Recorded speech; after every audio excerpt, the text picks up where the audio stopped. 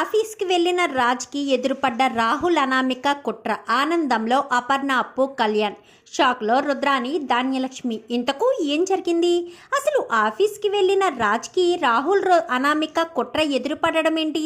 అసలు రాజు ఆఫీస్కి వెళ్ళడం ఏంటి?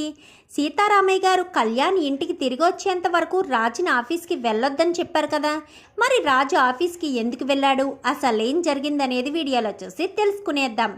బ్రహ్మముడి అప్కమింగ్ ఎపిసోడ్స్లో ఏం జరగబోతుందో ముందుగా తెలుసుకోవాలి అనుకుంటే వీడియోని లైక్ చేయండి, ఛానల్ని సబ్స్క్రైబ్ చేసుకోండి, పక్కనే ఉన్న బెల్ సింబల్లో ఆల్ పై క్లిక్ చేయండి. ఎలా చేయడం వల్ల అందరికంటే ముందుగా చూడవచ్చు.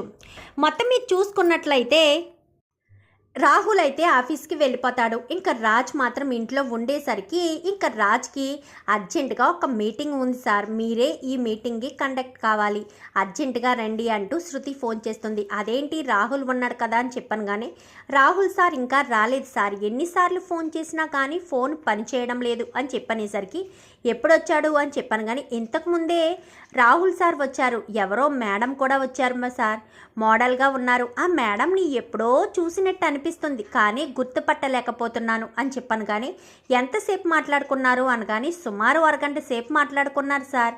మాట్లాడుకున్న తర్వాత ఆయనతో పాటు ఇంకొక వ్యక్తి కూడా వచ్చారు, ఆయన మన అపోనెంట్ అనుకుంటా సార్, ఆయన్ని నేను కూడా ఎక్కడో చూశాను, అందుకే మీకు ఈ విషయం చెప్దాము, ఆ విషయం ఈ విషయం చెప్దామని ఫోన్ చేశాను సార్ అనగానే, అవునా సరే నేను ఇప్పుడే బయలుదేరి వస్తున్నానంటూ సీతారామయ్య దగ్గరికి వెళ్తాడు. తాతయ్య, రాహులు ఎక్కడికి వెళ్ళాడో తెలియదంట, అర్జెంటుగా మీటింగ్ కండక్ట్ చేయాలని శృతి ఫోన్ చేసింది, అందుకే నేను వెళ్తున్నాను తాతయ్య అనగానే సరే వెళ్ళు అని చెప్పి ఇంకా సీతారామి గారు చెప్పడంతో రాజు అయితే ఆఫీస్కి బయలుదేరి వెళ్తాడు. ఇంకా రావడంతో తన క్యాబిన్లోకి వెళ్లకుండా సెమినార్ హాల్కి వెళ్ళిపోతాడు, అంటే మీటింగ్ జరిగే హాల్కి వెళ్తాడు. వెళ్ళిన తర్వాత అక్కడ అంతా కూడా ఏర్పాటు చేస్తారు. ఇక వచ్చిన క్లయింట్స్ అందరూ కూడా మాట్లాడుతూ ఉంటారు.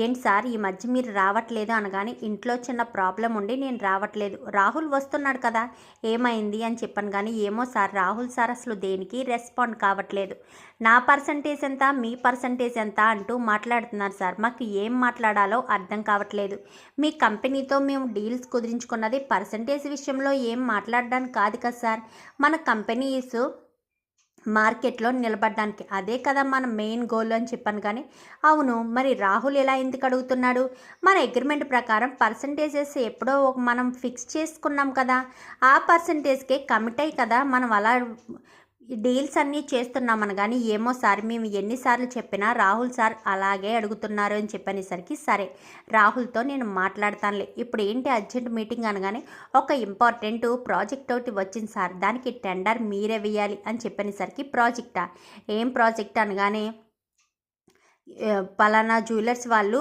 మనకి టార్గెట్ ఇస్తున్నారు సార్, డిజైన్స్ అన్నీ కూడా బాగా గీయాలన్నారు, అలాగే కావ్య మేడమే డిజైన్స్ అన్నీ కూడా బాగా డ్రాయింగ్ చేసేవారు కదా సార్, కావ్య మేడం కూడా ఆఫీస్కి రావట్లేదు అనగానే కావ్య లేదు పుట్టింటికి వెళ్ళింది, ఏదో పనుండి వెళ్ళింది, ఇప్పుడప్పుడే రాదు అని చెప్పనేసరికి అవునా సార్ మరి డిజైనర్ ఎవరు అనగానే మన శృతి ఉంది కదా అని చెప్పనేసరికి లేదు సార్ వేరే డిజైనర్ని ఏదో రకంగా తీసుకోవాలి సార్, ఎందుకంటే కావ్య మేడం లాగే డిజైన్ వర్క్ ఉన్న వాళ్ళే తీసుకోవాలి, అలాంటి డిజైన్స్ అయితేనే మనము ఇప్పుడున్న మార్కెట్ ప్రకారం ఈ ప్రాజెక్ట్ని మనం ఓకే చేసుకోగలుగుతాం సార్ అని చెప్పనేసరికి సరే అయితే నేను ఎవరొకరిని చూడమని చెప్తాను అని చెప్పనేసరికి ఇంకేంటి అనగానే అగ్రిమెంట్ కాపీస్ మీద సంతకాలు కావాలి సార్ అనగానే సరే అని రాజు చేస్తాడా. కానీ కావ్య వస్తే బాగుండు కదా, ఈ వంకతోనైనా కావ్యాన్ని పిలిపిస్తే బాగుంటుందేమో అని చెప్పి రాజు మనసులో అనుకుంటాడు.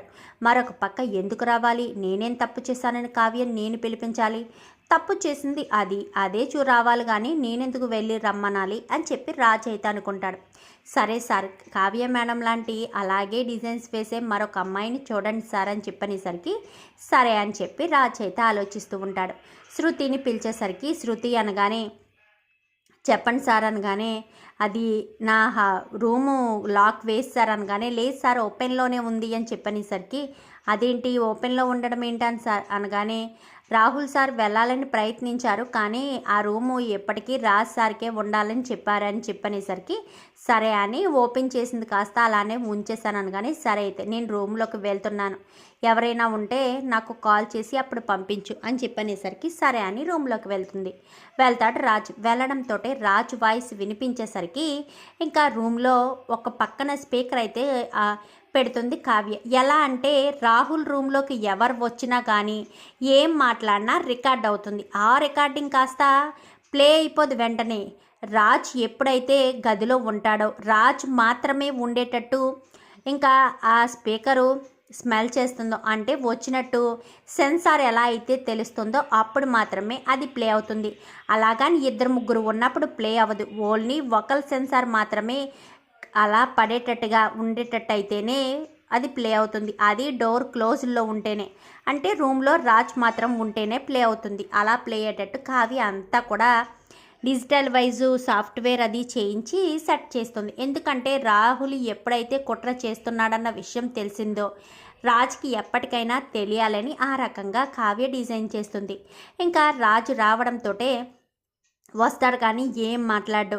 ఇంకా అప్పుడే ఫోన్ వస్తుంది రాజ్కి. హలో ఎవరు అని చెప్పాను కానీ వెంటనే స్పీకర్ ఆన్ అయిపోతుంది. స్పీకర్ ఆన్ అయ్యేసరికి ఏంటనమ్మిక చాలా రోజులకు వచ్చావు అంటూ మాట్లాడుతుంది.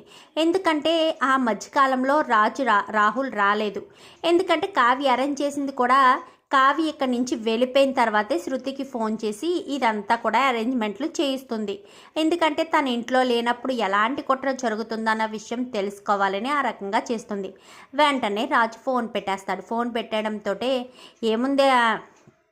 ఏముంది రాహుల్, నీకు ఒక గొప్ప వ్యక్తిని పరిచయం చేయాలని తీసుకొచ్చాను, ఈయనెవరో తెలుసా అని చెప్పాను కానీ తెలీదే అని చెప్పనేసరికి మీ అన్నయ్య అపోనెంట్ మన కంపెనీకి, అదే మీ Duggarala family Swaraj group of కంపెనీస్కి అపోనెంట్ అని చెప్పనేసరికి నా ఫియాన్సీ అనగాను. ఓ వావ్ సూపర్, వెంటనే కళ్యాణ్ని వదిలేసి ఇతన్ని బాగానే పెళ్లి చేసుకోవడానికి సిద్ధపడుతున్నావే అనగానే, వాణ్ణి చేసుకుంటే ఏమొస్తుంది, ఈయన్ని చేసుకుంటే గొప్ప స్థానంలో ఉంటాను అంటూ మాట్లాడుతుంది.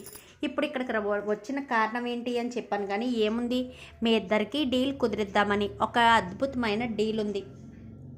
తనతో కలిసి నువ్వు ఇప్పుడు కొత్తగా ఒక ప్రాజెక్ట్ రాబోతుంది. ఆ ప్రాజెక్ట్కి సంబంధించిన డిజైన్స్ అన్నీ కూడా రాజ్ సేకరిస్తారు కదా, ఆ డిజైన్స్ అన్నీ కూడా నువ్వు మాకు కాపీస్ ఇస్తే చాలు.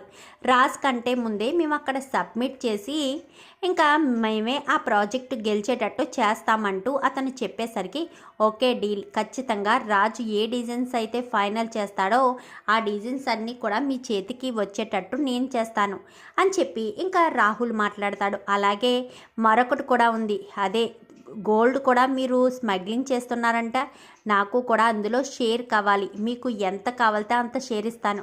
ఆ దొంగతనంగా అంటే స్మగ్లింగ్ చేసే దొంగ బంగారం మాకు కావాలి, అలా అయితేనే కదా మనం ₹1 తినగలుగుతాము.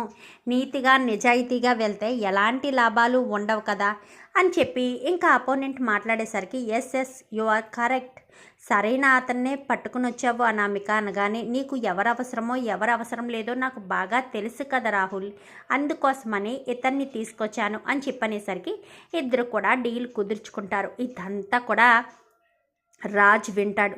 అంటే రాహుల్ అనామికతో కలిసి ఇంత కుట్ర చేస్తున్నాడనమాట అని చెప్పి వెంటనే ఇంకా శృతి అని పిలిచనేసరికి శృతి రావడంతో ఇంకా స్పీకర్ కాస్త ఆఫ్ అయిపోతుంది. ఆఫ్ అయిపోయేసరికి శృతి ఒకసారి బయటికి వెళ్ళనగానే మళ్ళీ ప్లే అవుతుంది. ఓహో కావ్యం మంచి భలే డిజైన్ చేయించింది అది డిజైన్ చేశారు, ఎవరు చేశారు అని శృతిని పిలిచేసరికి శృతి నా రూమ్లో మైక్ పెట్టింది ఎవరు అని చెప్పాను కానీ అది సార్ అని చెప్పనేసరికి చెప్పు ఎవరు అనగానే Kavya madam sir, Kavya madam ఇంట్లో ఉండడం లేదు కదా అంట, అందుకని రాహుల్ ఎలాంటి కుట్ర చేసినా కానీ మీకు తెలియాలని మీరు మాత్రమే వచ్చి రూమ్లో మీరు ఒక్కరు మీ వాయిస్ మాత్రం వినిపిస్తేనే అది ప్లే అయ్యేటట్టుగా మొత్తం సెన్సార్గా అంతా డిజైన్ చేశారు అని చెప్పనేసరికి ఒక్కసారిగా రాజు షాక్ అవుతాడు. ఇదంతా నిజమా అని చెప్పాను కానీ నిజమే సార్, కావ్య మేడం ఇదంతా చేశారు అని చెప్పనేసరికి కావ్య చెప్తూనే ఉంది, నేనే వినిపించుకోలేదు, ఏదో తప్పు జరుగుతుంది అని అంటూనే ఉంది, నేనే పట్టించుకోకుండా రాహుల్ గొప్పవాడు మంచివాడు అంటూ కావ్యని నిందించాను అని చెప్పి ఇంకా రాజు అయితే అనుకుంటాడు. వెంటనే ఇంటికి వెళ్తాడు. చాలా పెద్ద పొరపాటు చేశారు మమ్మీ, కావ్య విషయంలో చాలా పెద్ద పొరపాటు చేశాను అనగానే ఏం చేసావు రాజు అని చెప్పనేసరికి ఇంకా ఆఫీసులో జరిగిన విషయం అంతా కూడా చెప్పడంతో నేను చెప్పానా రాహులే అలాంటి కుట్రలు చేస్తాడని. కానీ ఇప్పుడు ఏం చేస్తాం, కావ్యని ఇంట్లోంచి పంపించేశావు. నువ్వు ఎంత బ్రతిమాలినా కావ్య రావాలని అనుకోదు. తన మనసుని చాలా నొప్పించావు. నువ్వు పూర్తిగా మారావని కావ్య అర్థం చేసుకున్న రోజునే నీ కోసం ఇక్కడికి వస్తుంది. తనను ప్రేమిస్తున్నానన్న విషయం కావ్యకు తెలిసిన రోజునే కావ్య ఇక్కడికి వస్తుంది అంటూ ఇంకా అపర్ణ మాట్లాడేసరికి అది ఎలా తెలుస్తుంది మమ్మీ, నేను కావ్యాన్ని ప్రేమిస్తున్నట్టు కావ్యకి ఎలాగ అర్థమవుతుందో అనగానే అర్థం అయ్యేటట్టు చేస్తేనే కదా కావ్యకు ఒక మంచి అవకాశం ఉంటుంది.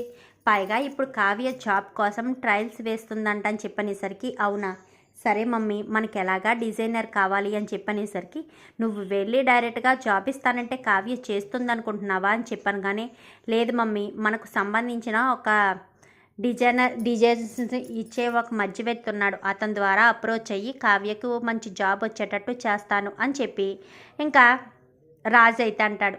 ఓకే, ఈ రకంగా అయినా కావ్య మనసులో నువ్వు కావ్యాన్ని ఇష్టపడుతున్నావని అర్థమవుతుంది. కావ్య మనసు మారాలని కోరుకుంటాను. చేతులు కాలేక ఆకులు పట్టుకున్న ఉపయోగం ఉండదు కదా. కావ్యాన్ని చేజార్చుకున్నావు. కావ్య మనసు మారే వరకు వెయిట్ చేయడం తప్ప ఇంకా అంతకు మించి ఏం ఉపయోగం లేదు అని చెప్పి ఇంకా అపర్ణ అనేసరికి చేస్తాను మమ్మీ, కావ్యకు నా ప్రేమ ఏంటో అర్థమయ్యేటట్టు చేస్తాను. నేను కోపంలో మాట్లాడేనే తప్ప కావ్య అంటే ఇష్టం లేక కాదు. మా మమ్మీకి ఏమవుతుందన్న భయంతో మాట్లాడేనే తప్ప కావ్య అంటే ఇష్టం లేక కాదు, కావ్య బాధ్యత లేకుండా ఉంటుందని కూడా కాదు అని చెప్పి ఇంకా రాజు అయితే అంటాడు. మరి ఇప్పుడు రాజు కావ్యని ఎలా మెప్పిస్తాడు? తను ప్రేమిస్తున్న విషయం కావ్యకు అర్థమయ్యేటట్టు రాజు ఎలా చెప్తాడు? మరి రుద్రాని రాహులు అనామిక కుట్ర తెలుసుకున్నాడు కాబట్టి మరి డిజైన్స్ విషయంలో రాజు ఎలాంటి జాగ్రత్తగా ఉంటాడు? అసలు ఏం జరగబోతుందని రాబోయే ఎపిసోడ్స్లో చూసి తెలుసుకునేద్దాం. మా వీడియో కనుక మీకు నచ్చినట్లయితే వెంటనే లైక్ చేసి మా ఛానల్ని సబ్స్క్రైబ్ చేసుకుని పక్కనే ఉన్న బెల్ సింబల్లో ఆల్ పై క్లిక్ చేయండి. ఎలా చేయడం వల్ల అందరికంటే ముందుగా చూడవచ్చు.